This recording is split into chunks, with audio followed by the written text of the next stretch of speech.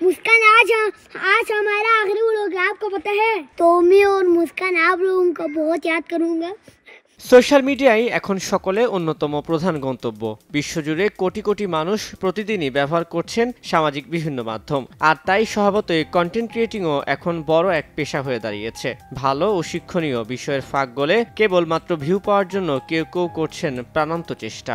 आज हम तैयार बयार होके कहाँ जा रहे हैं आपको पता है? मैं जा रहा हूँ। তবে ব্যতিক্রম যে আছে এবার তারই প্রমাণ দিলেন পাকিস্তানি জনপ্রিয় খুদে কন্টেন্ট ক্রিয়েটর সিরাজ ও মুস্কানের বাবা। काफ़ी मुश्किल होता है कि आपको इतना फेम मिला हो और एकदम से आप उस चीज़ को छोड़ रहे हो। গত 15ই মে নিজের ইউটিউব চ্যানেলে এক ব্লগে সিরাজ ঘোষণা দেন আর ব্লগিং করবেন না তিনি, কারণ তার বাবা চান ব্লগিং নয় পড়ালেখা নিয়ে মনোযোগী হোক সিরাজ। তাই বাবার সিদ্ধান্তের প্রতি শ্রদ্ধা রেখে ব্লগিং বন্ধ করার ঘোষণা দিয়েছেন তিনি।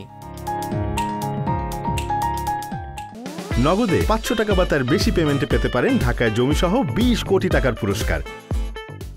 এই ঘোষণার পরপরই সোশ্যাল মিডিয়ায় উঠে আলোচনার ঝড়। কেউ সিরাজের সিদ্ধান্তকে সাধুবাদ জানায়, আবার অনেকেই সমালোচনায় মেতে ওঠেন সিরাজের বাবার। কিছু নেটিজেন দাবি করে বসেন সপ্তাহে একদিন ব্লগ বানালে হয়তো পড়ালেখার অত ক্ষতি হতো না, তাই ভুল সিদ্ধান্ত নিয়ে সন্তানের প্রতিভা নষ্ট করছেন সিরাজের বাবা। তবে আলোচনা সমালোচনার মাঝে এবার মুখ খুললেন সিরাজের বাবা। এক ভিডিও বার্তায় তিনি বলেন, সিরাজের ব্লগিং ছাড়ার ঘোষণায় অনেকেই আমাকে দোষ দিচ্ছেন, অনেকেই অনেক প্রশ্ন তুলছেন। আমি আজ আপনাদের সেসব প্রশ্নের উত্তর দিতেই এসেছি। ভিডিও বার্তায় তিনি বলেন, সিরাজ ও মুস্কানের জন্য আমরা অনেক সম্মান পেয়েছি। আমরা পাহাড়ি মানুষ, সাধারণ জীবন যাপন করি। অল্প বয়সে জনপ্রিয় হয়ে যাওয়ায় সিরাজের আচরণ পরিবর্তন হয়ে যাচ্ছিল। মানুষের সঙ্গে কিছুটা কঠোর আচরণ করছিল সে, একই সঙ্গে পড়ালেখায়ও অমনোযোগী হয়ে পড়ছিল। তাই আপাতত সিরাজকে আমি ব্লগিং থেকে সরিয়ে নেবার সিদ্ধান্ত নিয়েছি। ভিডিও বার্তার একদম শেষে তিনি বলেন, এত সাবস্ক্রাইবার বা ভিউ আমি চাই না।